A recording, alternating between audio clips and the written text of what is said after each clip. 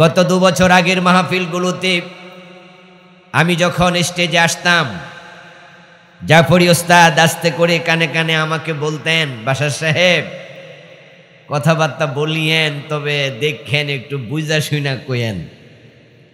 পরের দিন যেন আমরা আবার কারো কাছে জবাব দিতে না হয় যে এটা বলল কেন, ওইটা বলল কেন। এখানে তো আমরাও একটু চাপে আছি, কিন্তু আল্লাহ শুকরিয়া, আজকে স্টেজে আসতে জাতীয় কথা বলার প্রয়োজন নাই। যারা আমাদেরকে চাপে রেখেছিল, আল্লাহ ওদেরকে চাপের নিচে ফেলে দিয়েছেন। ও প্রিয় ভাইয়েরা, এই জন্যই তো আমরা এই কথাগুলো বলছি। গত 15 বছরেও বলেছি, জুলমের শিকার হয়েছি। কত থানায় মাহফিল করতে পারি নাই, আপনাদের শিবপুরে পারি নাই, মনোহরদি পারি নাই, কাপাসিয়া পারি নাই, পাকুন্দিয়া পারি নাই, কটিয়াদি পারি নাই, নিজের থানা 14 গ্রামে 12 বছর মাহফিল করতে পারি নাই। কোরআনের কথা না বলে যদি বাপ দাদার কিস্সা শোনাতাম, কোথাও বাধা দিত না। বলেছি, বলেই যাব। ভাববেন না যে এখন তো জালেমরা ক্ষমতায় নাই, তাই সুযোগ পেয়ে বলছেন, তা তো না। বলেছি, বলবো এই কারণেই, বলতে বলতে যদি জেলে যেতে হয় তাও থামাতে পারবা না, জেলখানার কামরায় গিয়ে বলবো। ফাঁসির রশিতে ঝুলালে ফাঁসির কষ্টে যাওয়ার আগেও বলে যাব, আল্লাহ সারা কারো আইন মানি না। মুসলমানের জন্য নবী মুহাম্মদ ছাড়া আর কাউকে আদর্শ মনে করা জায়েজ নাই। যদিও আমাদের যুবক পোলাপান আবেগের ঠেলায় ওই রাজনৈতিক নেতাদের নাম নিয়ে বলে, আমরা অমুকের আদর্শের সৈনিক। রাসূল থাকতে অন্য কোনো নেতাকে আদর্শ মানা, এটা চরম দ্বীনি অজ্ঞতার বহিঃপ্রকাশ, এটা জাহালাত। একজন মুসলমানের জন্য রাসূলুল্লাহ ছাড়া কেউ আদর্শ হতে পারে না। জীবনের বটম থেকে টপ, পাকঘর থেকে রান্নাঘর থেকে সংসদ ভবন, ব্যক্তি জীবন থেকে আন্তর্জাতিক বলয়, এভরি হায়ার এভরি মোমেন্ট, সকল কাজে সকল স্থানে অনুসরণীয় অনুকরণীয় আদর্শ শুধু একজন, তিনি হলেন মুহাম্মাদুর রাসূলুল্লাহ সাল্লাল্লাহু আলাইহি ওয়াসাল্লাম। উনি যা বলেছেন আমরা তাই বলবো, উনি যা করেছেন আমরা তাই করব, উনি যেভাবে করেছেন আমরা উম্মতেরা সেভাবেই করব। আল্লাহর নবীকে জীবনের সব জায়গায় যদি আপনি অনুসরণ করতে রাজি না হন, তাহলে আপনি উম্মত নন। আর যদি কালেমা পড়ার পরে আপনি নিজেকে রাসূলুল্লাহর উম্মত মনে করার পরেও রাসূলকে সব জায়গায় অনুসরণ করতে রাজি না হন, আপনি উম্মত হলেও আপনি জান্নাতি উম্মত নন।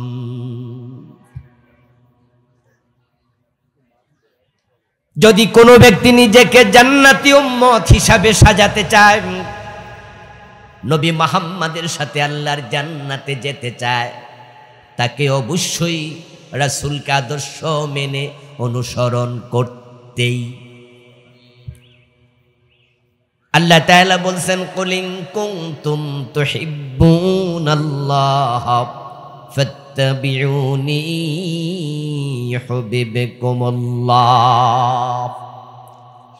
হে নবীজি, আপনি বলে দিন, ও দুনিয়ার মানুষেরা শোনো, তোমরা যদি আল্লাহকে ভালোবাসতে চাও, আল্লাহর ভালোবাসা পেতে চাও, ফাত্তাবিউনি, আমি নবীকে অনুসরণ করো, ইউহিব্বুকুমুল্লাহ। এবার আল্লাহ তাআলা ঘোষণা করছেন যে নবী মুহাম্মদকে অনুসরণ করবে, আল্লাহ নিজে তাকে ভালোবাসতে শুরু করে দেবেন। নবীজি মুহাম্মদ সাল্লাল্লাহু আলাইহি ওয়াসাল্লাম বলেছেন, কুল্লু উম্মতি ইয়াদখুলুনাল জান্নাতা ইল্লা মান আবা। আমার সব উম্মত জান্নাতে যাবে, তবে অস্বীকারী উম্মত জান্নাত পাবে না। কিলা মান আবা ইয়া রাসূলুল্লাহ, কোন একজন সাহাবী প্রশ্ন করলেন, হে রাসূল, উম্মত আবার অস্বীকারী, সে আবার কে? উম্মত তো অস্বীকারী হতে পারে না, কিন্তু আপনি যে বললেন অস্বীকারী উম্মত আছে, এটা আবার কেমন উম্মত? আল্লাহর হাবিব জবাব দেন, ওমান আতাআনি দাখালাল জান্নাতা ওয়া মান আসানি ফাকাদ আবা। যে আমি নবীকে অনুসরণ করবে শুধু সেই জান্নাত পাবে, আর যে ব্যক্তি আমি নবীকে অনুসরণ করবে না, উম্মত দাবি করবে কিন্তু জান্নাত পাবে না, সে অস্বীকারী। এখন রাসূলুল্লাহর উম্মতদের দিকে তাকালে নবী মুহাম্মদকে অনুসরণ করে জীবন চালায় এমন লোকের সংখ্যা বেশি নাকি কম? রাসূলকে অনুসরণ করে জীবন চালাচ্ছে এমন মানুষের সংখ্যা সমাজে বড়ই কম। বরং আমরা ফজরের নামাজে সালাম ফিরায়া মসজিদে তাকাই, দেখি মসজিদ খা খা করছে। এমনও মসজিদ আছে 2 কাতার 3 কাতারের বেশি মানুষ নাই, 1 কাতার আধা কাতার এমন মসজিদও বাংলাদেশে আছে, ইমাম আর মুয়াজ্জিন ছাড়া ফজরের নামাজে অন্য কোনো মুসল্লি নাই। আপনি মাগরিবের সময় বাজারে যাবেন, বাজারের মসজিদে মাগরিব পড়ে বারান্দায় দাঁড়ায়া তাকায়া দেখবেন দোকানের দিকে, বাজারের দিকে। তারপরে একটু ক্যালকুলেশন করবেন, মসজিদে আসছে কতজন আর বাজারে আছে কত হাজার। কুরবানির সময় গরু কিনতে যান, আসরের নামাজের আজান হয় গরু বাজারে, মাগরিবের আজান হয়। আপনি খেয়াল করবেন তো, যে লোকগুলো গরু কিনতে গেছে সেখানে হিন্দু আছে কয়জন? কথা বলেন না আমার সাথে। বৌদ্ধ আছে কয়জন? সব মানুষগুলো গরু কিনতে গেছে, কুরবানি দেবে, সবাই তো মুসলমান। কিন্তু মাগরিবের আজানের পরে গরু বাজার থেকে বেচা কেনা বাদ দিয়া নামাজে আসছে কত %? রাসূলুল্লাহকে অনুসরণ করার মতো মুসলমান বড় কমে গেছে। আজকের মাহফিলের মাঝে যারা আছেন তাদের মাঝে অনেক ভেজাল। 5 ওয়াক্ত নামাজি এখানে অনেকেই, এ নিয়ে আমার দ্বিমত নাই, কিন্তু সুদে টাকা লাগানো আছে এমন 2-4 জন আছে না নাই? নামাজ পড়ে, রাসূল অনুসরণ করে, কিন্তু আবার লেনদেন অর্থনৈতিক জীবনে রাসূলের অনুসরণ নাই। 5 ওয়াক্ত নামাজি ছাড়া আজকের মাহফিলে খুব কম লোক আছে। কিন্তু আমার প্রশ্ন, নামাজে রাসূলকে মানলেন, আবার সেই আপনি অফিসে ফাইল আটকায়া ঘোষ নিয়ে সাইন করেন, না হয় সাইন করেন না, এমন ঘুষখোর নামাজি অফিসার আছে না নাই? রমজান মাস আসতেছে, টুপি দোকানে বিক্রি বেড়ে যাবে। আপনি দেখবেন পাঞ্জাবিওয়ালা মানুষের সংখ্যা বেড়ে যাবে। অধিকাংশ দোকানদার টুপি মাথায় দিয়া মালে ভেজাল দেবে, ওজনে কম দেবে। রোজা আসার 1-2 মাস আগ থেকেই জিনিসপত্রের দাম বাড়াইয়া দেবে, গুদামজাত করবে, স্টক করে রাখবে। নবীজি মুহাম্মদ সাল্লাল্লাহু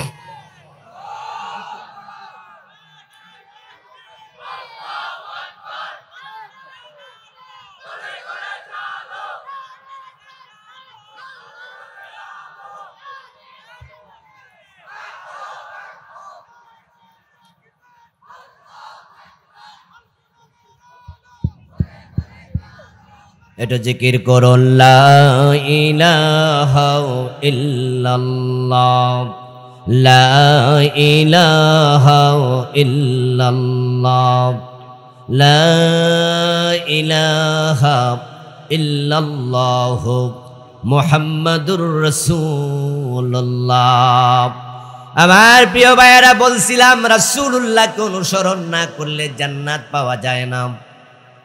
আজকের মাহফিলে আসছেন 5 ওয়াক্ত নামাজি মানুষ, নামের আগে আলহাজ লিখা আছে, মাথায় টুপি, মুখে দাড়ি, অথচ যুবতী মেয়েটা কলেজে পড়ে বোরকা সিলায়া দেয় না, এমন নামাজি সমাজে আছে না নাই?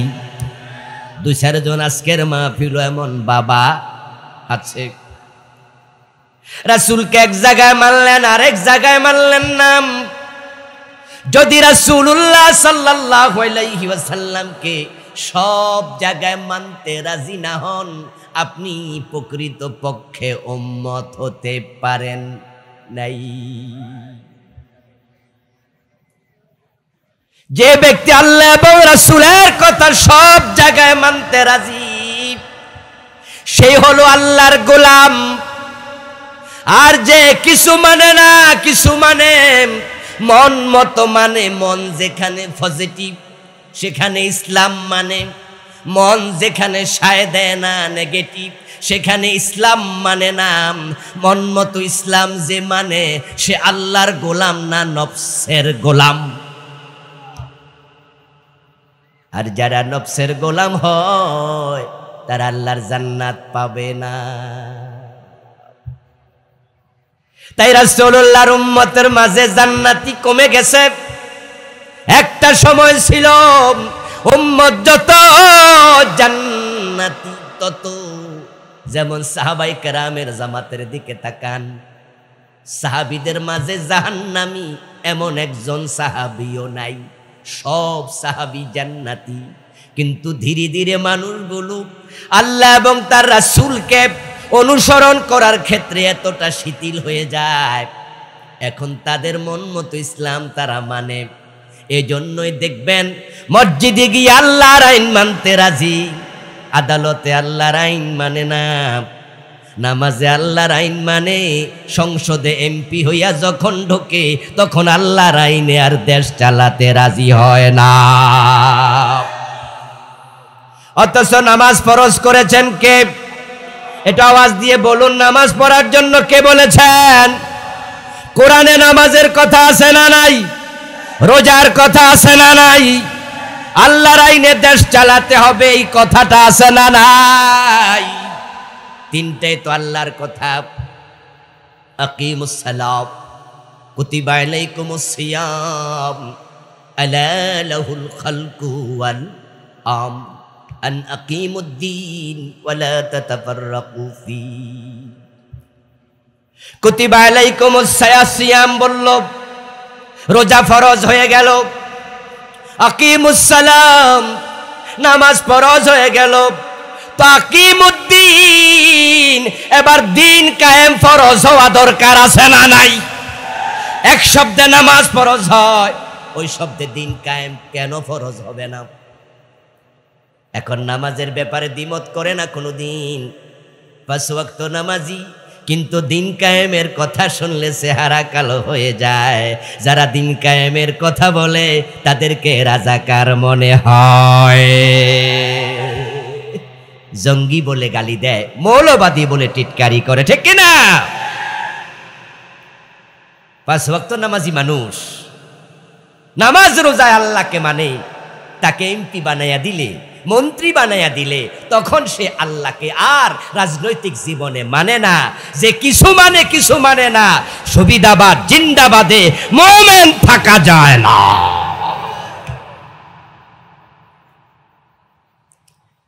রাসূলুল্লাহ সাল্লাল্লাহু আলাইহি ওয়াসাল্লামের জন্য ভবিষ্যৎবাণী করেছেন। তিনি বলেছেন, তাফতারিকু উম্মতি আলা 73 মিল্লাতান কুল্লুহুম ফিন্নার ইল্লা ওয়াহিদা। আল্লাহর নবী বলছেন, আমার উম্মতগুলো 73 দলে বিভক্ত হয়ে যাবে। কয় দল? কথা বলতে হবে, কয় দল? তার মাঝে জান্নাতি হবে মাত্র 1 দল। তাহলে জাহান্নামী কয় দল?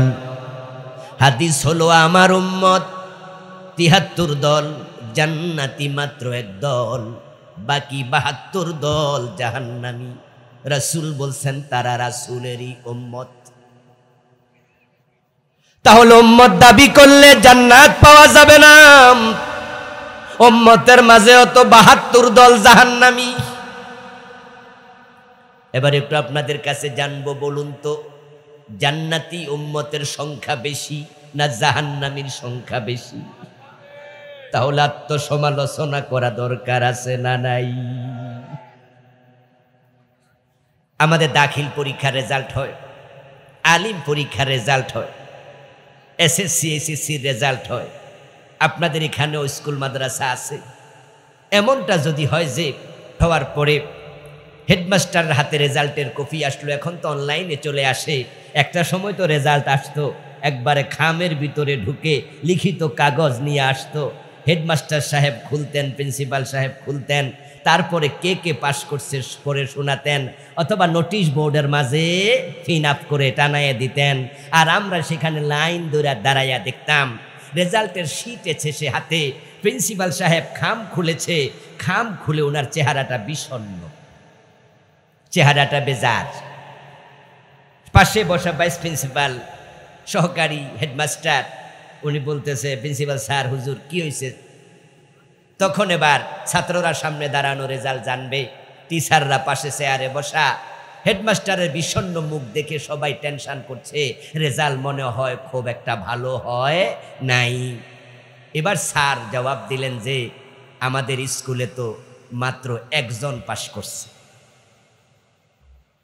পরীক্ষা দিছিল ধরেন ১০০ জন, উনি বললেন যে পাশ করছে মাত্র একজন। এবার সামনে যে ছাত্ররা আছে ওই ছাত্রদের মাঝে ১০০ জনই মনে করবে তাহলে আমিও ফেল। একজন কিন্তু পাশ করছে। যে পাশ করছে ধরেন নাম বলার আগে সেও মনে মনে ভাববে আমিও নাই। যেহেতু ১০০ জনের মাঝে ৯৯ জনই নাই, তাইলে আমরা কেউ নাই, সবাই ভাববে ফেল। এই হলো বাস্তবতা। রাসূল বলে আমার উম্মত ৭৩ দল, জাহান্নামী ৭২ দল। প্রত্যেক উম্মতের অন্তরে জাহান্নামের ভয় দরকার আছে না নাই?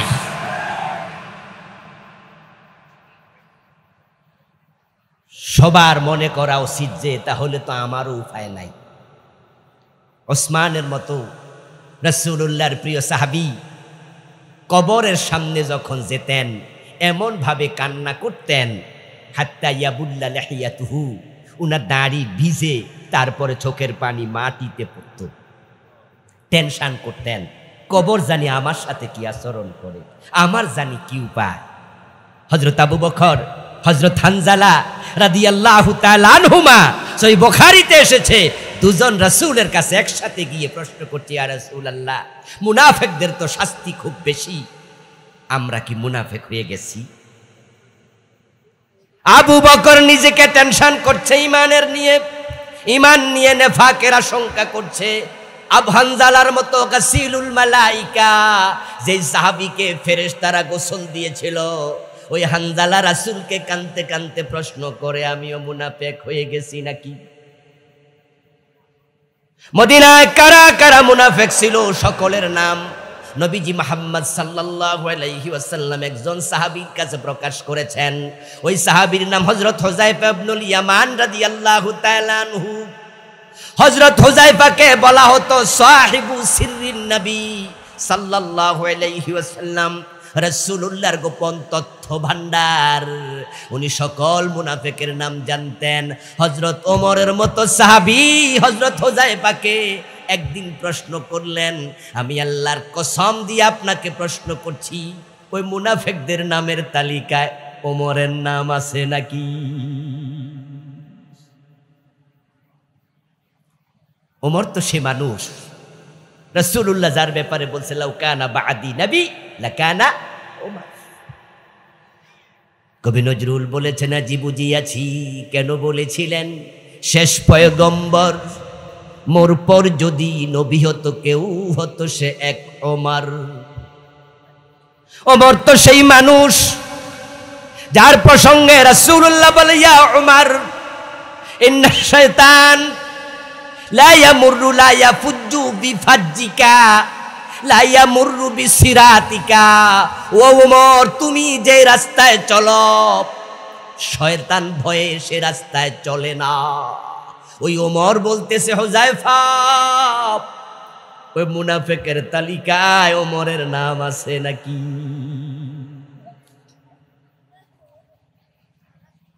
প্রিয় নবীজি বললেন আমার উম্মতের মাঝে জাহান্নামী ৭২ দল।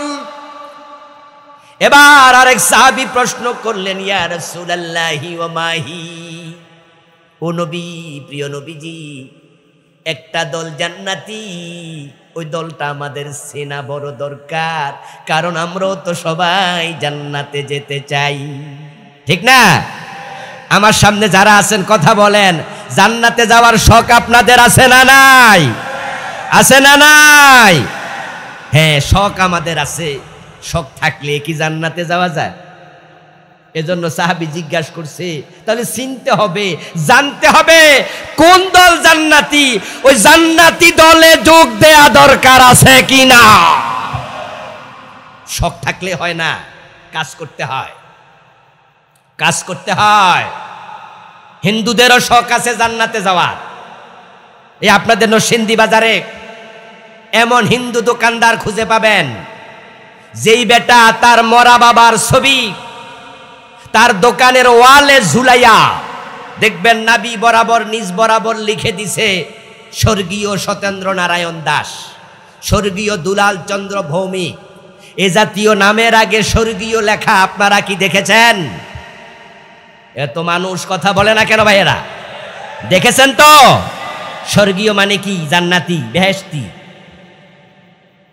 জান্নাতে যাওয়ার শখ কি আমাদের চেয়ে কম না বেশি? আচ্ছা, আমরা কি কোনোদিন আমাদের বাবা মরে গেছে, দাদা মরে গেছে নামের আগে বেহেশতি লিখছি? কেউ লেখার সাহস আছে? কিন্তু বাবা দাদা জান্নাতে যাকে শখ আছে না নাই, কিন্তু বেহেশতি কেন লেখেন না? ও বেটা তো লিখছে। ও বেটার শখ কি আমাদের চেয়ে কম না বেশি? বেটা অলরেডি তার বাবারে বেহেশতে পাঠাই দিছে। আমরা নিশ্চিত নই আমার বাবা জান্নাতে গেল কিনা, কিন্তু হিন্দু মিয়া নিশ্চিত হয়ে বসে রয়েছে, বাবারে স্বর্গে পাঠাইয়া দোকানদারি করছে। স্বর্গ মানি বেহেশত। স্বর্গ যেই কথা, বেহেশত একই কথা। আরবিতে বলে জান্নাত, বাংলায় বলে বাগান, ফার্সিতে বলে বেহেশত, ইংরেজিতে বলে হেভেন, সংস্কৃতিতে বলে স্বর্গ। চৌকার নয়ন, চৌকার নয়ন যেমন, ঠিক চোখ আর নয়ন যেমন, জান্নাত আর স্বর্গ তেমন। আবু বকর জান্নাতি, হযরত ওমর বেহেশতি, দুইজন কি দুই দেশে? তো হিন্দু মিয়া যে স্বর্গ লিখলো, এই স্বর্গ দ্বারা সে বেহেশতকে বুঝালো। লাউ আর কদু যেমন জিনিস একটাই, কেউ বলে লাউ, কেউ বলে কদু, কেউ বলে বউ, কেউ বলে বধূ, কেউ বলে আনন্দ, কেউ বলে ফুর্তি। তারা বলছিল ভাস্কর্য, আমরা আলেমরা বলেছি সেটাই হচ্ছে মূর্তি। জিনিস কয়টা? জিনিস কয়টা? মূর্তি আর ভাস্কর্যে কোনো পার্থক্য আছে? তারা আমাদের কথা শোনেনি, বরং তারা আমাদের ভুল ধরেছে। আমরা তো মূর্তি বানাই না, আমরা ভাস্কর্য বানাই। তারা অন্ধকে হাইকোর্ট দেখিয়েছে, বাড়াবাড়ির রেজাল্টও পেয়েছে। ওই মূর্তির সংস্কৃতি আল্লাহ পছন্দ করে নাই। শাহজালালের বাংলাকে মূর্তির বাংলা যারা বানিয়েছে, আল্লাহর গজবে মূর্তিগুলা মাটিতে সেজদায় পড়েছে, গলায় রশি লাগাইয়া মাটিতে পেলা হয়েছে। এমনও হয়েছে মূর্তির মাথায় উঠে প্রস্রাব করা হয়েছে।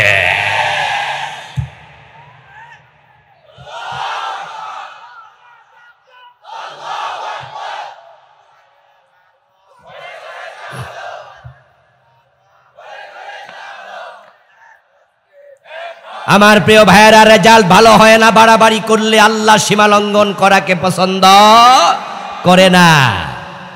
ভাস্কর্যের নামে তারা দেশটা মূর্তি দিয়ে ভরে ফেলেছিল। পত্রিকায় এসেছে শুধু মূর্তি বানানোর জন্য দেশের ৪,০০০ কোটি টাকা খরচ করেছে। আমার বন্ধু বলছিলাম, হিন্দু ভদ্রলোক বাবার নামের আগে স্বর্গীয় লিখেছে, তাই বলে কোনো হিন্দু স্বর্গে গেছে নাকি? কোনো হিন্দু বেহেশতে গেছে? সম্ভাবনা আছে? এটা কি আমাদের সাথে শত্রুতার কারণ না শিরকের কারণ? শিরিক করলে জান্নাত পাওয়া যায় না। হিন্দুরাও জান্নাতে যাক আমরা চাই, আমাদের হিন্দু বন্ধুরা জান্নাতে যাবে আমাদের সাথে এক দলে মিশে, আমাদের কোনো সংকীর্ণতা নাই, আমাদের আপত্তি নাই। তবে লিখলেই হবে না, শিরিক ছেড়ে আল্লাহর গোলাম হওয়া লাগবে। কুলু লা ইলাহা ইল্লাল্লাহ তুফলিহু, তারাও জান্নাতে যাবে যদি কালেমার স্বীকৃতি দেয়, ঠিক কিনা? কিন্তু তাওহীদ মানবে না, স্বর্গীয় লিখলে জান্নাত পাওয়া যাবে না। রাসূলের উম্মত দাবি করলে জান্নাত পাওয়া যাবে না। রাসূলকে আদর্শ মেনে অনুসরণ করিতেই হবে। প্রশ্ন করা হলো, ওমা হিয়া রাসূলুল্লাহ, হুজুর জান্নাতি একদল হবে, বুঝলাম, সে জান্নাতি দল কোনটা? ওই সাহাবী যে প্রশ্ন করলেন, ওই প্রশ্নটার উত্তর রাসূল দিলেন, আমাদেরও জান্নাতে যাওয়ার শখ আছে, তাই জান্নাতি দল চিনা দরকার আছে না নাই? তোমার মাইকে কারেন্ট কেন? কারেন্ট আসলো কেন? কাজ করো। রাসূল বলছেন উনার উম্মত ৭৩ দল। হাদিসটা আমি আবার স্মরণ করাচ্ছি। রাসূলুল্লাহর উম্মত ৭৩ দল। এই ওয়াজটা কি আজকে শুনলেন? এই আলেম ওলামা ভাইয়েরা, ইসলাম ওয়ালারা, কথা বলতে হবে তো। রাসূলের উম্মত ৭৩ দল আজকে নতুন শুনলেন? হাদিস আছে কিনা? আছে কিনা? কথাটা বলার কারণ আছে, কিন্তু একটু পরে জানাচ্ছি। রাসূলের উম্মত কত দল? তো যে পীর সাহেব বলে আমি কোনো দল করি না, যে খতিব বলে আমি কোনো দল করি না, যে হাজি গাজী বলে আমি কোনো দল করি না, ৭৩-এর ভিতরে না বাহিরে? তুমি তো উম্মতের ভিতরেই নাই। নবী মুহাম্মদ বলেছেন আমার উম্মত ৭৩ দল। তুমি বলছো কোনো দলে নাই, তুমি ৭৩-এর বাহিরে পড়ে গেছো। সাবধান, উম্মত থাকতে হলে ৭৩-এর ভিতরে আগে ঢোকো, তারপর জান্নাতে যেতে হলে আরেক দল, ঠিক কিনা? আগে তো ৭৩-এ আসা লাগবে। তুমি ৭৩-এ নাই, উম্মতের ভিতরে তো নাই মিয়া। বলুন তো, মানুষকে যখন কবরে রাখা হয়, কবরে রাখার সময় দোয়া আছে কিনা? বিসমিল্লাহি আলা, এ দোয়া আছে। নরসিংদী তো আছে। তো বাংলা অর্থ কি? বিসমিল্লাহি, আল্লাহর নামে, ওয়া আলা মিল্লাতি রাসূলিল্লাহ, রাসূলুল্লাহর দলে। তা আপনি যে কইছেন পুরা জীবন কোনো দলমল নাই, তা আপনার জন্য কোন দোয়া? এই দোয়া তো চলবে না, নতুন দোয়া বানাইতে হবে, অথবা এই দোয়া পরে কোনো লাভ হবে না। আপনাকে রাসূলের দলে দেয়া হলো, অথচ জীবদ্দশায় জীবনে সাহস করে মানুষকে বলেননি তোমরা মানুষের দল করো, আমি রাসূলের দল করি। তোমরা পাবলিকের বানানো দল করো, আমি আল্লাহর দল করি। এই কথা জীবনে বলেন নাই, দলেও আসেন নাই, দলীয় চিন্তা ভাবনা নিয়ে কোরআনকে আঁকড়াইয়াও ধরেন নাই, রাসূলুল্লাহর আদেশে দেশ চালানোর সংকল্প মাথায় রাখেন নাই। মরার পরে রাসূলের দলে পাবলিকে দিবে, রাসূল আপনাকে তার দলে নেবেন না।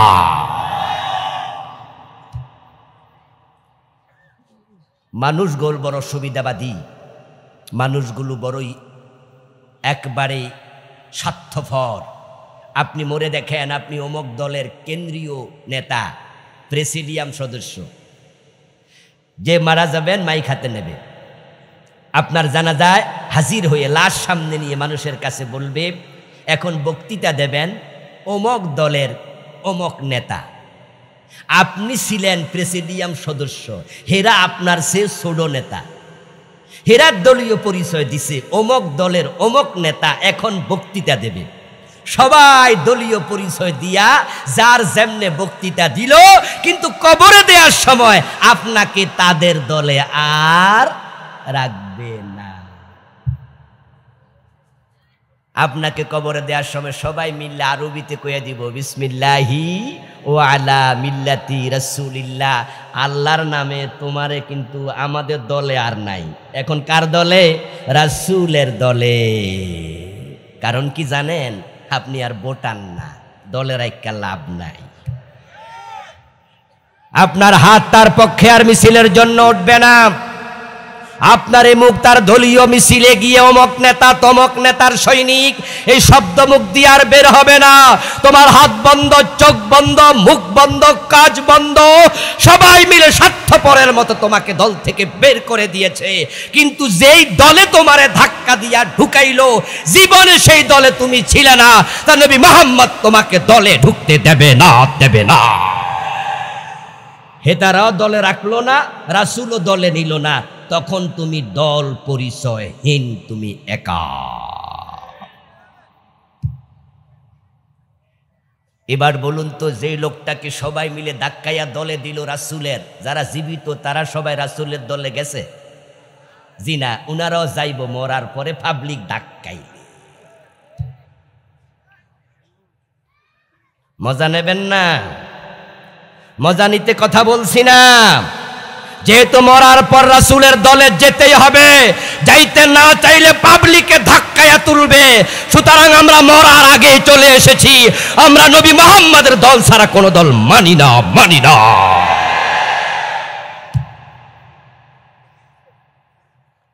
আমাদের দলীয় পরিচয় আছে, আমরা দলীয় পরিচয়হীন ব্যক্তি নই। আপনার মতো সুবিধাবাদী না যে আপনি বলবেন আমি দল করি না। কেন কয় এই কথা জানেন? যারা কোনো দল করি না বলে তাদের ইমামতিও ছোটে না, মামলাও খায় না, ফিরালিও কমে না, মাহফিলও 144 জারি হয় না। তারা সবার থেকে সুবিধা পায়। গত 15 বছর যে সমস্ত পীর, বক্তা, আলেম ওলামা কোনো দল করে না এ জাতীয় কথা বলেছে, আপনি দেখবেন তাদের উপরে সামান্য কোনো জুলুম হয় নাই। আর শুধুমাত্র আল্লামা সাইদি, মামুনুল হক সহ, জুনাইদ বাবুনগরী রাহেমাহুল্লাহ সহ যত আলেম জেল খেটেছে, মাজলুম হয়েছে, সবার নির্দিষ্ট দলীয় পরিচয় আছে না নাই? জুনাইদ বাবুনগরী রাহেমাহুল্লাহ যদি হেফাজতের তিনি সেক্রেটারি না হতেন, মামুনুল হক ভাই তার দলীয় দৃষ্টিভঙ্গি প্রকাশ না করতেন, আল্লামা সাইদি ইসলামী আন্দোলনের পক্ষে গর্জন দিয়ে কথা না বলতেন, উনারাও হালুয়া রুটি খেতে পারত। আমরা দেখেছি কারো গলায় জেলের, কারো হাতে জেলের রশি, কারো গলায় ফাঁসির রশি, আবার কারো কারো খাইতে খাইতে বুড়ি এত মোটা হইছে, গদ্দান এত মোটা, ফুলের ঝুড়ি, ফুলের মালা। কারণ শুধু একটা, মুনাফেকরা দুনিয়াতে সবার থেকে সুবিধা পায়।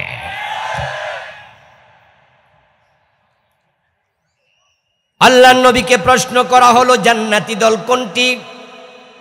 নবীজি মুহাম্মদ সাল্লাল্লাহু আলাইহি সাল্লাম জবাব দেন, মা আনা আলাইহি ওয়া আসহাবি।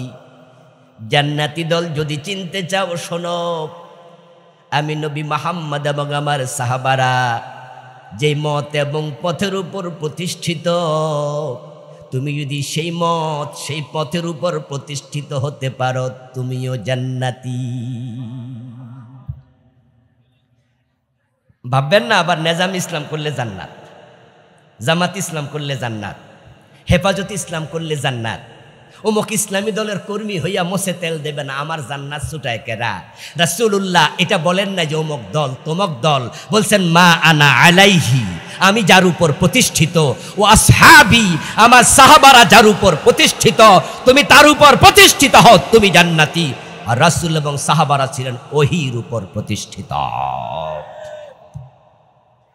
তাই ওই দল জান্নাতি দল যে দলের সংবিধান হবে আল্লাহর কোরআন, যাদের ম্যানিফেস্টো হবে আল্লাহর কোরআন, যারা ঘোষণা দেবে যে আমরা ক্ষমতায় গেলে কোরআন দিয়ে দেশ চালাবো।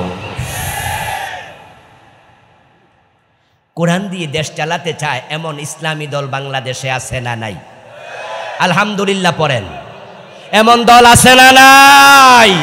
যারা লিখেছে তাদের সংবিধানে লিখেছে কর্মপদ্ধতিতে, বলতেছে মুখে, বক্তৃতায়, মিছিলে, সেমিনারে, সিম্পোজিয়ামে সব সময় একটা কথাই বলে, আমাদেরকে ক্ষমতায় পাঠাও, আমরা কোরআনকে সংবিধান বানাবো।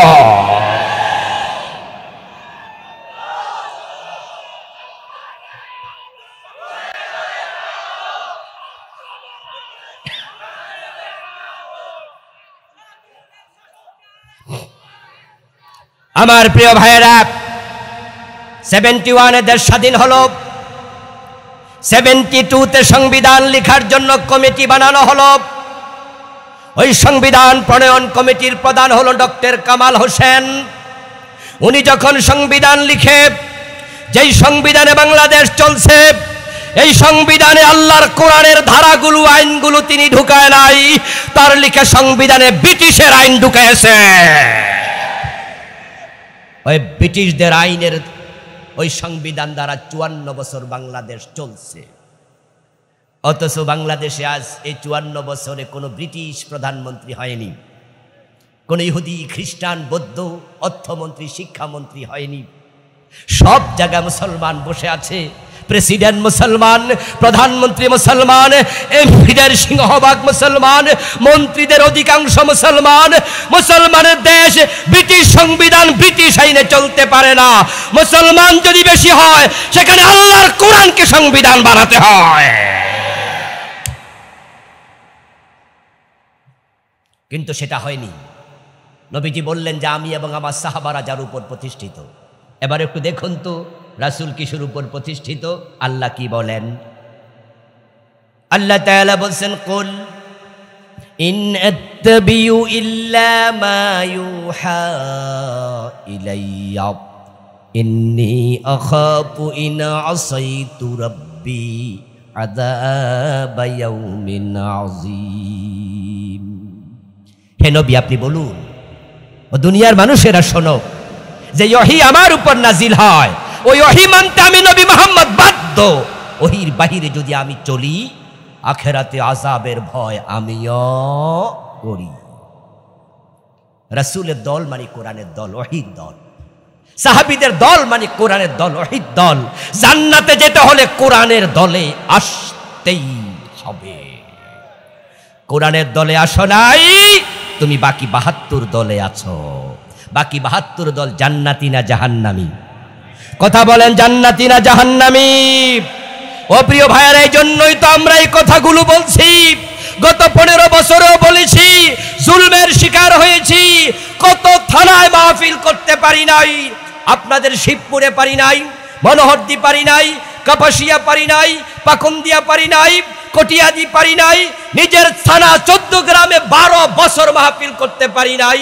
কোরআনের কথা না বলে যদি বাপ দাদার কিস্সা শোনাতাম, কোথাও বাধা দিত না। বলেছি, বলেই যাব। ভাববেন না যে এখন তো জালেমরা ক্ষমতায় নাই, তাই সুযোগ পেয়ে বলছেন, তা তো না। বলেছি, বলবো এই কারণেই, বলতে বলতে যদি জেলে যেতে হয় তাও থামাতে পারবা না, জেলখানার কামরায় গিয়ে বলবো। ফাঁসির রশিতে ঝুলালে ফাঁসির কষ্টে যাওয়ার আগেও বলে যাব, আল্লাহ সারা কারো আইন মানি না। বলতে পারেন, বলে লাভ কি হলো? ইসলাম কি কায়েম হয়ে গেল নাকি? বাংলাদেশে কোরআনের আইন কি চলছে নাকি? পারেন তো নাই, তো বলে লাভ কি হলো? আমি বলবো, দোস্ত, কায়েম হলো কি হলো না, এটা আমার দেখা দরকার নাই। কিন্তু আমি আল্লাহর আইনের পক্ষে থেকেই আল্লাহর কাছে যেতে চাই। হাসরের ময়দানে বলবো, আল্লাহ, আমি তোমার আইনের পক্ষের কর্মী ছিলাম। আমি নবী মুহাম্মদের দলের কর্মী। প্রিয় নবীর কাছে আল্লাহর কোরআনের অনুসরণটা কতটা ইম্পর্টেন্ট ছিল দেখুন। মহিলা চোর ধরা পড়ল, প্রস্তাবনা দেয়া হলো, হুজুর, তাকে হাত না কেটে অন্য কোনো শাস্তি দেয়া যায় কিনা? আমার রাসূল তখন বললেন যে অসম্ভব। আমার মেয়ে ফাতেমা যদি চুরি করে, আমি ফাতেমার হাতটাও কেটেই দেব। কারণ চোর ধরে হাত কাটো, এই আইনের কথা কোরআনে আছে না নাই? জোরে বলেন, আছে না নাই? 54 বছরের বাংলাদেশে কয়দিন হাত কাটছেন? রাসূলুল্লাহর জীবনের লক্ষ্য হচ্ছে দিনের বিজয়। দিনের বিজয়। দিনের বিজয় না হলে চোর ধরে হাত কাটা যায় না। আমার রাসূল মদিনায় দিনের বিজয় করেছেন, চোর ধরে হাত কাটা শুরু হয়ে গেছে। তখন সমাজে আর চুরি ছিল না, গরিব মানুষগুলো দেশের সম্পদ সমবন্টনের কারণে দারিদ্র মুক্ত হয়ে গেছে। ওমরের সময় জাকাত বিভাগের কর্মচারী জাকাতের টাকা কাঁধে নিয়ে হেঁটেছে, জাকাত খাওয়ার লোক খুঁজে পাওয়া যায় নাই। দিনের বিজয় যদি না হয় দারিদ্রতা যাবে না, দিনের বিজয় যদি না হয় চোর ধরে হাত কাটা যাবে না। আর চোর ধরে হাত কাটা না হলে, শাস্তি প্রয়োগ না হলে চুরি কমবে না। এই 54 বছরে চোর ধরে হাত না কাটার কারণেই তো আজকের এই 54 বছরের মাথায় এসে আমার সোনার বাংলা তলাবিহীন ঝুড়িতে পরিণত হয়েছে। এখন সিডুইল ব্যাংকগুলোতে 10 লক্ষ টাকার যদি চেক দেন, তাহলে দেখবেন অনেক ব্যাংক একসাথে 10 লাখ টাকা দিতে পারবে না। কেমনে পারবে? বঙ্গবন্ধু শেখ মুজিবুর রহমান বড় শখ করে সোনার বাংলা গড়বেন, তাই তিনি 7ই মার্চের ভাষণে বলেছেন, এবারের সংগ্রাম স্বাধীনতার সংগ্রাম, এবারের সংগ্রাম মুক্তির সংগ্রাম। কিসের থেকে মুক্তি? মুক্তি হবে অর্থনৈতিক, মুক্তি হবে পাকিস্তানের জুলুম থেকে। কিন্তু আমরা পাকিস্তান থেকে আলাদা হয়েছি, অর্থনৈতিক মুক্তি পাই নাই। মাত্র 1.5 থেকে 2 বছরের ব্যবধানে বঙ্গবন্ধু আশাহত হলেন। তিনি নিজে বললেন এক ভাষণে, মানুষ পায় স্বর্ণের খনি, উনি পাইছেন চোরের খনি। উনি বলেছেন, আমার ডানে চোর, বামে চোর, সামনে চোর, পিছনে চোর। আমি তো বলি এই চোরগুলো এখন আর চোর নাই, এক একটা ডাকাত হয়ে গেছে। সাবেক প্রধানমন্ত্রী নিজেই বলেছেন তার বাড়ির পিয়ন কত কোটি টাকার মালিক, 400 কোটি। যদিও গত সপ্তাহে আমার দেশ পত্রিকা রিপোর্ট করেছে অনলাইনে, ও বেটার অ্যাকাউন্টে টাকা আছে 626 কোটি, আরো 200 কোটি বেশি। আপনাদের বিবেকের কাছে আমার প্রশ্ন, 400 কোটিও যদি সত্য হয়, এ টাকা কি চাকরি করে কামাইছে না দুর্নীতি করে? বঙ্গবন্ধু বললেন যে মানুষ চোর হয়ে গেছে, চোরের খনি পেয়েছেন। আমরা দেখেছি গত 15 বছরে বাংলাদেশ চোরদের মহাস্বর্গের রূপ নিয়েছিল। এদেশের টাকা চুরি করে কানাডায় বেগমপাড়া তৈরি করেছে। শুধু আলম গ্রুপ ইসলামী ব্যাংকের 18টি শাখা থেকে বিদেশে টাকা পাচার করেছে 80,000 কোটি। এখন দেশ থেকে চুরি যদি বন্ধ করতে হয়, আল্লাহর কোরআনের আইন দরকার আছে না নাই? চোর ধরে হাত কাটা শুরু করে দেন, তারের মতো সোজা হয়ে যাবে। যদি চোর ধরে হাত কাটা 6 মাস চালানো যায়, 6 মাস পরে নেতারা চুরি করবে না, ঠান্ডা পানি খাবে।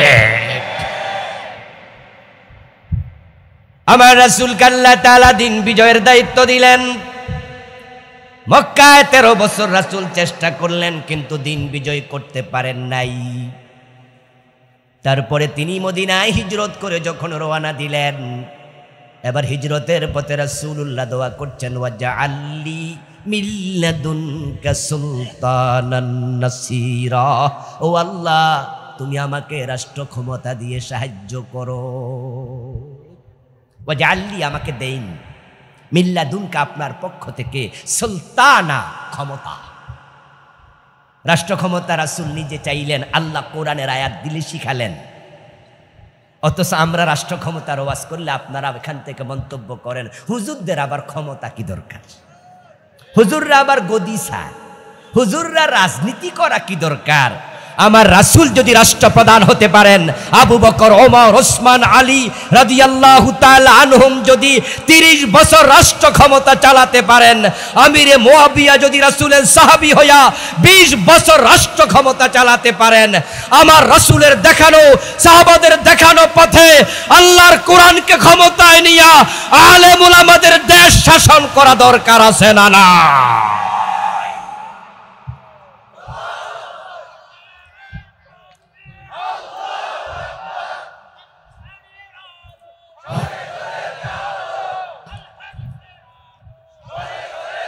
আমার প্রিয় ভাই, রাসূলুল্লাহ হিজরতের পথে দোয়া করলেন,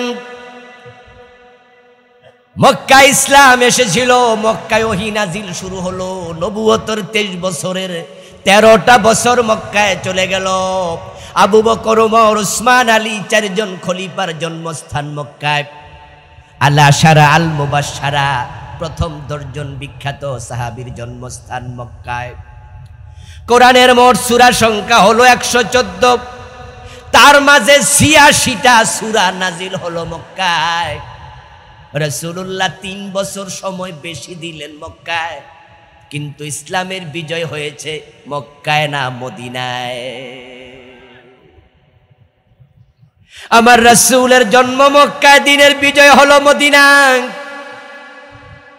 সাহাবী 4 জন বড় বড় খলিফার বাপ, তাদের বাড়ি মক্কা, ইসলাম বিজয় হলো মদিনায়। কারণটা কি? কারণ হলো মক্কার সংসদে জালেমরা নবী মুহাম্মদকে কোরআন নিয়ে ঢুকতে দেয় নাই। যেই সংসদে কোরআন ঢোকে না, ওই সংসদে দিনের বিজয় হবে তো দুনিয়ার প্রেসিডেন্ট। অর্ধ পৃথিবী করেছো শাসন, ধুলার তখ্তে বসে, খেজুর পাতার প্রাসাদ তোমার বারে বারে গেছে খসে। হযরত ওমরের ইসলামী শাসন ব্যবস্থার অধ্যুষিত এলাকা ছিল 50 লক্ষ বর্গ মাইল। আজকের যেই রোম, ইটালির রাজধানী, তৎকালীন সে রোম সাম্রাজ্য ওমরের সময় বিজয়ী হয়েছে। আজকের ইরান, পারস্য সাম্রাজ্য তৎকালীন ওমরের সময় বিজয়ী হয়েছে। 50 লক্ষ বর্গ মাইল ইসলামী রাষ্ট্রের সীমানা ছিল। বাংলাদেশ মাত্র 56,000 বর্গ মাইল। হযরত ওমরের ইসলামী রাষ্ট্র ছিল বাংলাদেশের মতো প্রায় 100টা রাষ্ট্র। চিৎকার দিয়ে বলুন তো, কোরআন যদি অর্ধ পৃথিবী চালাতে পারে, ছোট্ট বাংলাদেশ চালানোর ক্ষমতা কোরআনের আছে না নাই? আমার রাসূল যদি মাত্র 1.25 লক্ষ সাহাবীকে সাথে নিয়ে 23 বছর দাওয়াতি কাজ করে ইসলামের বিজয় করতে পারে, আমরা তো 18 কোটি মুসলমান আছি। আমাদের বাংলাদেশকে আমরা 54 বছরে পারিনি, তো এবার যদি চেষ্টা করি আমরা একমত হয়ে যায়, এবারই সংসদে কোরআন যাওয়ার সুযোগ আছে। আলহামদুলিল্লাহ, সুখবর হলো, আশার খবর হলো, ইতিমধ্যে ইসলামী দলগুলো কাছাকাছি আসতে শুরু করেছে। বিভিন্ন ইসলামী দলের নেতারা বাড়িতে যাওয়া, দাওয়াত খাওয়া, মুসাফা করা শুরু করেছে। এটা দেখে বাম পাড়ায় আগুন লেগে গেছে। আমরা আলেমরা যদি ঐক্যবদ্ধ হতে পারি, আলেমরা এক হলে জালেমরা লেজ তুলে পালাবে। ইখতিলাফ অনেক ছিল, ইখতিলাফ হয়েছে। নামাজে আমিন জোরে বলবেন বলুন, আস্তে বলবেন বলুন। হাত বুকের নিচে বাঁধেন বাঁধন, নাভির উপরে বাঁধেন বাঁধন, নাভির নিচে বাঁধেন বাঁধন। ইখতিলাফ ছিল, আছে, এরপর দিন কায়েমের ব্যাপারে ইত্তেফাক ইত্তেহাদ লাগবে। যদি ইসলাম ওয়ালারা এক হয়ে যায়, আল্লাহর দ্বীনের বিপ্লব কেউ ঠেকাতে পারবে না।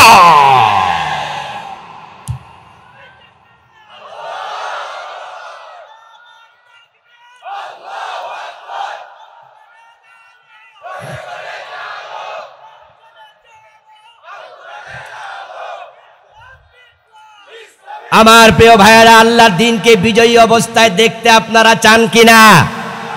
ভালো লাগবে কিনা? যদি কোরআনটাকে ক্ষমতায় নেওয়া যায়, সোনার বাংলা বানাতে 20 বছরও লাগবে না। বাংলাদেশ আল্লাহর দেয়া এক অভূতপূর্ব নেয়ামতের দেশ। আমি জানি না একজন কবি কয়টা দেশ সফর করে লিখেছিলেন, এমন দেশটি কোথাও খুঁজে পাবে না কো তুমি, সকল দেশের রানী সেজে আমার জন্মভূমি। এই কবিতাটা আসলেও সত্য। এটা চমৎকার একটি কবিতা। লিখেছেন কে আমার জানা নাই, মুসলিম না হিন্দু। তবে রবীন্দ্রনাথ বিলাতে পড়েছেন, তিনি বিলেত দেখেছেন, বাংলাদেশও দেখেছেন। তিনি বাংলাদেশকে সোনার বাংলা শব্দটা বলেছেন। ঠিক আমার কাছে রবীন্দ্রনাথের এই শব্দটা 100% অ্যাপ্রোপ্রিয়েট মনে হয়। আমিও আমেরিকা দেখেছি, ইউরোপের কিছু কিছু দেশ দেখেছি, আরব বিশ্বের অনেকগুলো দেশ আল্লাহ আমাকে দেখার সুযোগ দিয়েছে। আমি সবগুলো যতটুকু দেখার সুযোগ পেয়েছি কম্পেয়ার করে দেখি এই দেশের মাটির মতো উর্বর মাটি পৃথিবীতে কম আছে, আর এই দেশের আবহাওয়ার মতো আবহাওয়া পৃথিবীতে খুব কম আছে। এই দেশ কেন তলাবিহীন জুড়ি থাকবে? এই অগাস্টেও আমি আমেরিকায় গিয়েছিলাম, 22 দিন ছিলাম। যেদিন বিপ্লব হয় বাংলাদেশে সেদিন আমি আসমানে ছিলাম, বিমান থেকে নেমে শুনেছি বিপ্লব। 2021 আমেরিকায় গেলাম শীতকালে, নভেম্বর, এত শীত, আমি কোনো রকম পালিয়ে আসার মতো অবস্থা। নভেম্বর মাস, আমার নাকে রক্ত জমে গেছে শীতে। জিজ্ঞাসা করলাম বাঙালি এক ভাইকে, এত শীত সহ্য করেন কেমনে? মুস্কি হাসি দিয়ে বলল, হুজুর শীত তো এখনো আসে নাই, ডিসেম্বরে টের পাবেন শীত কাকে বলে। 2 ফুট বরফ পড়বে, 3 ফুট তুষারপাত হবে, আমাদের গাড়িগুলো বরফের নিচে চলে যাবে, ঘরের দরজা খুলতে পারবো না। তখন আমরা টেলিফোন করলে সরকারের লোকেরা এসে কুড়াল দিয়া দরজা খুলে দিয়ে যাবে। আমি জিজ্ঞাসা করলাম কত মাস? বলল 3.5 থেকে 4 মাস, কখনো কখনো বেশিও হয়। কোনো ফল হয় না, ফসল হয় না, গাছের পাতা থাকে না। তুরস্কে গিয়েছিলাম, তাই তারা বলেছে 3.5 থেকে 4 মাস তুরস্কের অধিকাংশ অঞ্চল বরফের নিচে থাকে। ইউকেতে একই অবস্থা। আমি জিজ্ঞাসা করলাম খাবার দাবার কোথায় পান? 3.5 থেকে 4 মাস যদি ফল ফসল না হয়? হাসি দিয়ে বলল, খাবারের কি অভাব আছে? আর আমার দেশে 12 মাস ফসল হয়, তারপরও এক একটা লাউ কিনা লাগে 60 টাকা দিয়ে। এরপরে এই দেশে সয়াবিন তেল কিনা লাগে 250 টাকা দিয়া লিটার, ঠিক কিনা? পেঁয়াজ কিনতে যাইয়া অবস্থা এমন হয়েছিল, মাঝখানে বাজারে যাইয়া জামাই কান্দে, গড়ে কাটার সময় বউ কান্দে। কত গরিব মানুষ আছে, ডাল কিনলে তাল কিনতে পারে না, তেল কিনলে ডাল কিনতে পারে না, অর্ধেক খায় খেতে পারে না। রিক্সাওয়ালা বাজায়, আবার রিক্সায় চালাতে যাওয়ার সময় আগে বউকে আওয়াজ দিয়ে বলতো, সকালবেলা একটা ডিম ভাজি করো তো, ডিম দিয়ে পান্তা ভাত খেয়ে চলে যাব। কিন্তু ডিমের যখন এক একটা দাম 12 টাকা 15 টাকা, রিক্সাওয়ালা ডিম খেতে পারে না। আমার দেশে 12 মাস ফসল হয়। প্রিয় ভাইয়েরা, আম খাবেন, বিচি ফেলে দেবেন রাস্তার পাশে, 2 মাস পরে বিচি একা একা হয়ে যাবে, গাছ হয়ে 1 বছর পরে ফল ধরবে। অথচ সৌদি আরবে যান, কাতারে যান, দুবাইতে যান, যান বাহরাইনে যান, আপনি আরব বিশ্বের অনেকগুলো দেশে, যেখানে গাছ দেখবেন রাস্তার পাশে, ভালো করে তাকায়া দেখবেন নিচ থেকে আসে পাইপলাইন, সকালে একবার পানি দেয়, সন্ধ্যা আবার পানি দেয়, না হয় একটা গাছ বাঁচে না। একটা গাছ বাঁচাতে হাজার হাজার টাকা খরচ করছে। আর আমার দেশের লাউ গাছের লাউ যদি পচে যায়, রাস্তার পাশে ফেলে দেয়, কাক এসে লাউয়ের বিচি খায়, ওই বিচি পায়খানা করে, সেখান থেকে আবার গাছ হয়ে একা একা লাউ ধরে। মাটির উর্বরতা কাকে বলে? আমেরিকার খবর নেন, ক্যালিফোর্নিয়া চলছে এখন ধাবানল, লস অ্যাঞ্জেলসের বিশাল এলাকা পুড়ে গেছে। এবার আমেরিকা, আমি লস অ্যাঞ্জেলসে গিয়েছিলাম, ক্যালিফোর্নিয়া গিয়েছিলাম, ওখানকার হাজার হাজার বাড়িঘর জ্বলে ছাই হয়ে গিয়েছে। খবর নেন নিউ ইয়র্কে বরফপাত চলছে। আর বাংলাদেশের 54, 55, 70, 80 বছর বয়স্ক বুড়া মুরব্বীরা আছে, এই 80 বছরে একদিনও কি দাবানল হয়েছে? বরফ পড়ছে। এ দেশ গরিব থাকবে কেন? শুধু চোরগুলার কারণে, শুধু চোরগুলার কারণে। মালয়েশিয়ার খবর নেন, 2000 সম্ভবত 8-9 দিকে মালয়েশিয়া গিয়েছিলাম। মালয়েশিয়া আমাদের মাত্র 8 থেকে 10 বছর আগে, 12 বছর আগে তারা স্বাধীন হয়েছে। ওদের আবহাওয়া একবারে বাংলাদেশের মতো, ওদের খনিজ পদার্থ আমাদের মতো, আমাদেরও নাই বেশি, তারারও নাই বেশি। মাহাতির মোহাম্মদের নেতৃত্বে মালয়েশিয়া কোথা থেকে কোথায় গিয়ে দাঁড়িয়েছে। আমি কুয়ালালামপুরে নেমে কয়টা যে 50 তলা বিল্ডিং আছে, চারদিকে তাকিয়ে অবাক হয়ে শুধু গনছি, গনে শেষ করতে পারিনি। টুইন টাওয়ারের পাশে দাঁড়িয়ে টুপিটা হাতে নিয়ে তারপরে তাকিয়েছি, টুপিনি মাটি পড়ে যায়। তারা যদি এত 50 তলা বিল্ডিং বানাতে পারে, বাংলাদেশ আজ পর্যন্ত একখানো 50 তলা বানাতে পারেনি। তারা আগালো, মাহাতিরের মতো সৎ নেতা দেশের টাকা বিদেশ পাঠায় না, আর আমাদের নেতাগুলো অধিকাংশ চোর আর ডাকাত। আশ্চর্য হই চরিত্র দেখে নেতাদের। এই নেতার পিছনে দৌড়াচ্ছ তোমরা, তাদেরকে মাথা তুলে তোমরা নাচতেছ। আমার দেশের রিক্সাওয়ালা, ঠেলাওয়ালা, শ্রমিক, দিনমজুর, অশিক্ষিত, কম শিক্ষিত, মধ্যপ্রাচ্যে গিয়ে রাস্তার মাঝে কাজ করে মরুভূমিতে 65% সেলসিয়াস তাপমাত্রা, উট চড়া, ওখানে চাষাবাদ। হারামি কারে কয়? দেশের টাকা চুরি করে দেশে কাজে লাগাইলে তো পোলাপান কাম করে খাইতে পারতো নাকি? বিদেশ পাঠাইয়া দেয়। এজন্যই তো আমি ইসলামের কথা বলি, কলিজা থেকে অনুভব করি।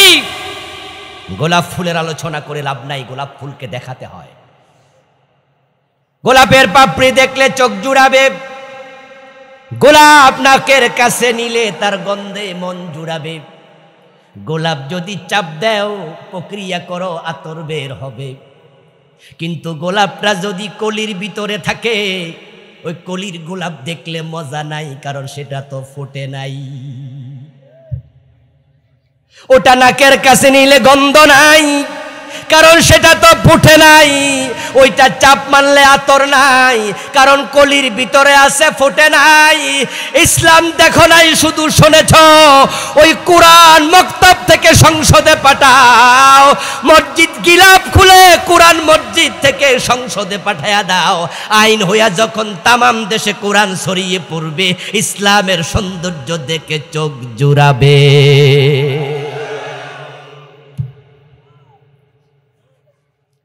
নবীজি যখন এসেছিলেন সে যুগের নাম ছিল আইয়ামে জাহিলিয়া।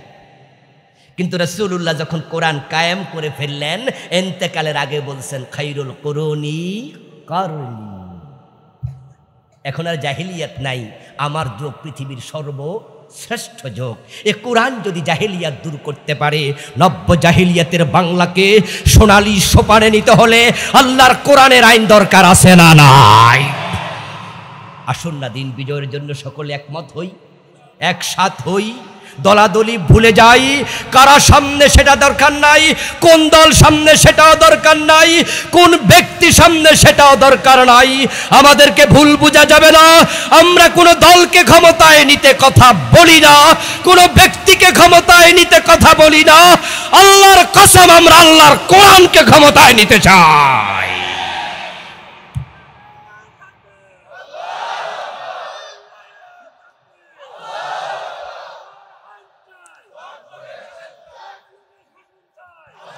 আল্লাহ তাআলা আমাদের সকলকে তার এই জমিনে তার দ্বীনের বিজয় করার জন্য যে দলগুলো কাজ করছে, কোনো না কোনো ইসলামী দলের কর্মী হওয়ার তৌফিক দিন।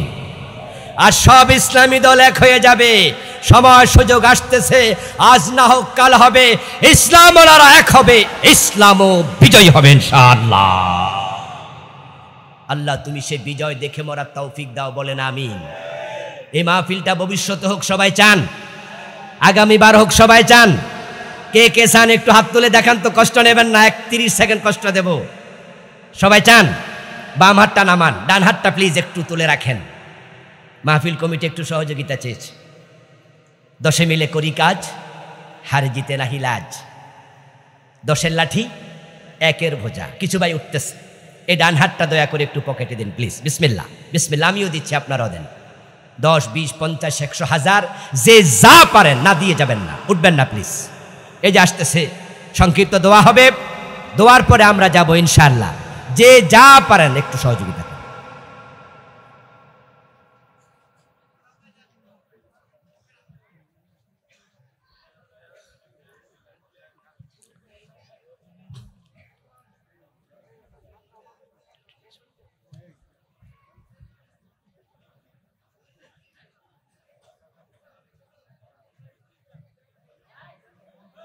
জি ভাইজান, কোনো কথা থাকলে একটু বলেন, আমরা শেষ করে দেই। জি প্লিজ, না দিয়ে উঠবেন না, উঠে পরিবেশটা নষ্ট করবেন না।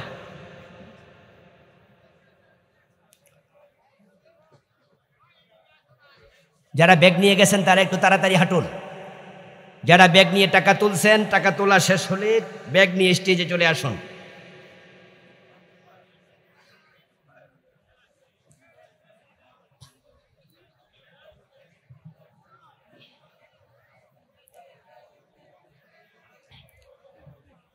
প্রিয় ভাইরা, সামনে আমার গাড়িটা আছে, কালো গাড়ি। আমার কালো গাড়িতে আমার লেখা 8টা বই আছে। আমি শিরক নিয়ে একটি লিখেছি, বিদাত নিয়ে লিখেছি, মেরাজ নিয়ে লিখেছি, রাসূলুল্লাহর জীবনী নিয়ে নতুন একটি লিখেছি যেটা গত বছর, পরিবার নিয়ে লিখেছি, সালাত নিয়ে লিখেছি। আপনারা আমার ড্রাইভার থেকে, কালো গাড়িটা থেকে বইগুলো সংগ্রহ করতে পারবেন ইনশাআল্লাহ। টাকা না দিয়ে যাবেন না, 10 টাকা হলেও দিয়ে যান, আর সামর্থ্য থাকলে 1000, 2000, 5000, 10,000 বেশি বেশি সহযোগিতা করুন।